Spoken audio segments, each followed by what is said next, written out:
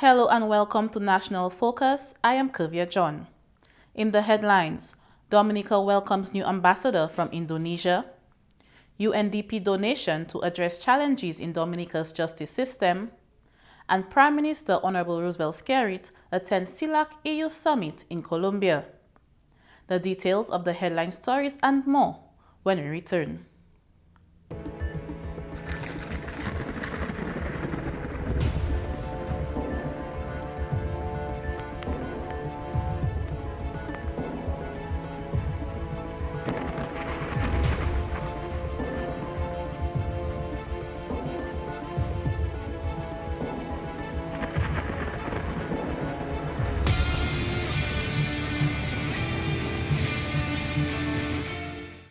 Welcome back. Dominica has welcomed a new ambassador from the Republic of Indonesia. His Excellency Fikri Cassidy presented his credentials to President of Dominica, Her Excellency Sylvanie Burton, on Monday, November 10.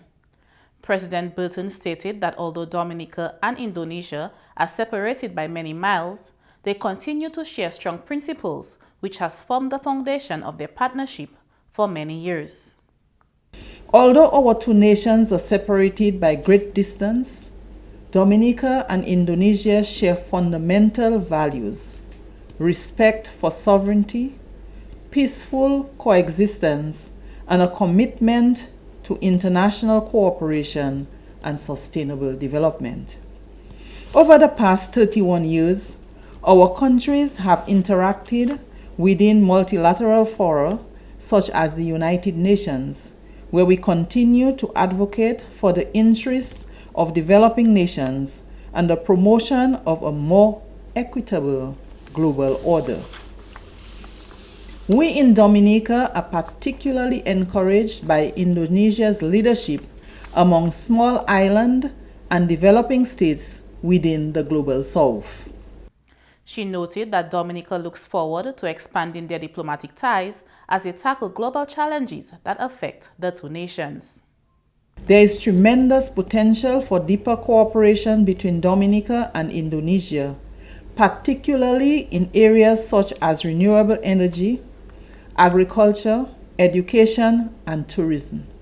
As both our countries navigate the challenges of the 21st century, we look forward to strengthening the bonds of friendship, expanding technical and cultural exchanges, and exploring opportunities for trade and investment that will benefit our peoples. I acknowledge your country's commitment to extend further international development cooperation with Dominica, focusing particularly on capacity building in areas such as disaster risk management, education, arts and culture, agriculture and agricultural product processing, fisheries, and tourism.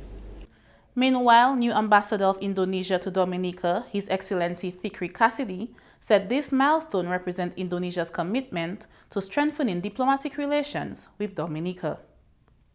This year marks a significant milestone, 31st years of diplomatic relation between Republic of Indonesia and the Commonwealth of Dominica. I wish to use this occasion to reaffirm Indonesia's unwavering commitment to fostering a strong and mutually beneficial partnership between our two nations, both bilaterally and with the multilateral arena. As fellow island nations, we share common perspective and confront shared challenges on the issue of global importance, such as climate change and sea level rise.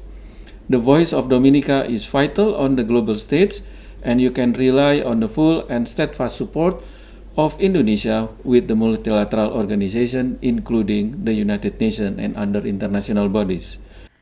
Minister for National Security and Legal Affairs Honorable Reuben Blackmore calls on the departments within the judicial system to take ownership of electronic equipment donated to them. The minister was speaking during the handing over of computers at the Dominica Police Force headquarters last week. The equipment was donated through the United Nations Development Program, UNDP, under the PACE project. I believe, therefore, it is for us and you, the practitioners, who have benefited over the years through this various training. It's for you who have received the equipment, hardware and software that are very expensive, to demonstrate that sense of ownership and to take care of them. I'm confident, therefore, that they will be placed at the various offices and used for the intended purpose or purposes.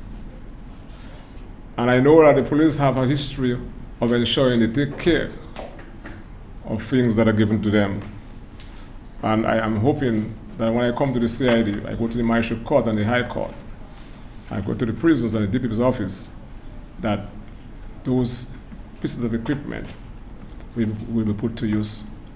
The minister highlighted the benefits that the Dominica Police Force has received since 2023. We have so far benefited, as I said, from 2023. And we are benefiting up to the tune of $1.6 billion. That's a lot of money in hardware and software and training. And I feel elated here this morning to see a number of young police officers there who are going up the rank.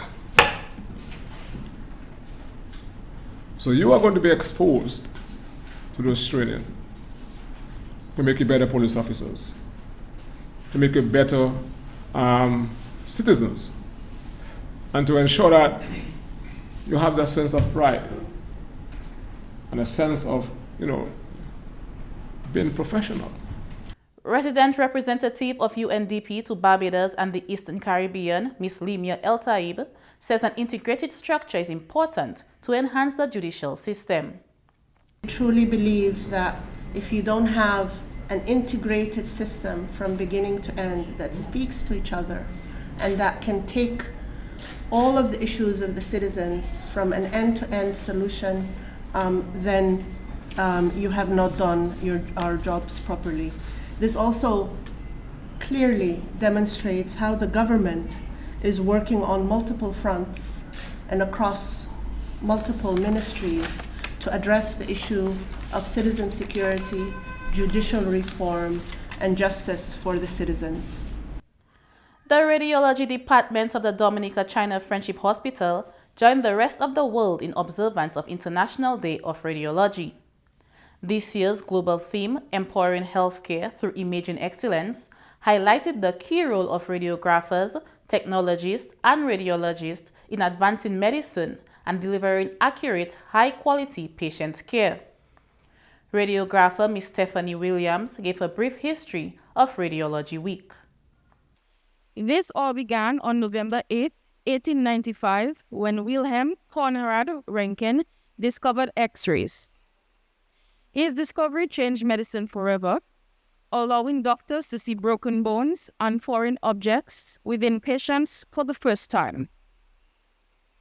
In the early 1900s, long after his discovery, new techniques such as fluoroscopy, which is X-rays in real-time imaging, and contrast studies were developed. So with those developments, doctors were now able to see more of the soft tissue, such as the stomach, and more of the blood vessels. She noted that with the advancement in technology over the years, radiology has become faster and more reliable. Images can now be viewed instantly and shared very easily with the use of PACS, which is the acronym stands for Picture Archiving and Communication System.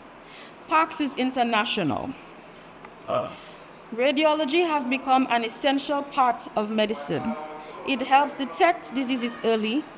We use guides for treatment, and we save countless lives every day with the use of this field. Radiology helps see what cannot be seen, and because of that, we make a difference. Hospital Medical Director Dr. Ruby Blah described radiology as one of the most important departments in Dominica's health system. Radiology is one of the services that everybody else depends on. You serve across the board. There's not, I believe, even psychiatry as strange as it may sound, a single service that can function without the support of radiology. And in addition to providing service to all of the clinical areas at the hospital, you also provide service to the outpatient department, the private physicians, and the primary health care. So I want you every day when you come to work to remember that you are a key department, and to let your work reflect your level of commitment. International Day of Radiology is observed annually on November 8th. You're watching National Focus. More when we return.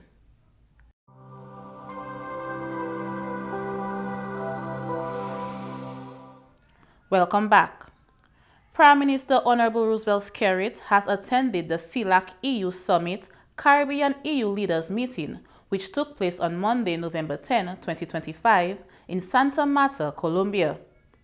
The high-level meeting brings together heads of state and government from Latin America, the Caribbean, and the European Union to deepen dialogue and cooperation. The meeting includes leaders of the Caribbean Community CARICOM, the Secretary General of CARICOM, as well as representatives from the Dominican Republic and Cuba. The President of the European Council, the President of the European Commission, the EU High Representative for Foreign Affairs and Security Policy, and the rotating presidency of the European Union will also participate. The President of Colombia will join the session as host of the CELAC-EU Summit. The engagements in Santa Marta are expected to focus on shared priorities such as sustainable development, climate resilience, trade, and global cooperation. During the Prime Minister's absence from the States, the Honorable Kasani Laville, Minister for Health, Wellness and Social Services, is serving as acting Prime Minister. And now for your weather update. A high-pressure system has established itself across the area. This is expected to result in a gradual drying out of the atmosphere. However, low-level clouds moving westward could result in occasional cloudiness with brief passing showers during the next 24 hours. Breezy conditions will persist throughout the period. The presence of Saharan dust is expected to be maintained in varying concentrations. Individuals with respiratory sensitivities should take the necessary precautions. Seas will remain moderate during the next 24 hours, with wave heights up to 5 feet on the west coast and up to 8 feet in open water on the east coast. A small craft advisory remains in effect for above normal seas and gusty winds in open water, mainly on the east. Sea bathers and small craft operators should continue to exercise extreme caution. And that's all for this edition of National Focus. Be sure to follow GIS Dominica on Facebook, YouTube, and on Twitter. You can also drop us an email at gis@dominica.gov.dm. From all of us here on the GIS News Production team, I am Curvia John. Thank you for watching, and remember to stay safe.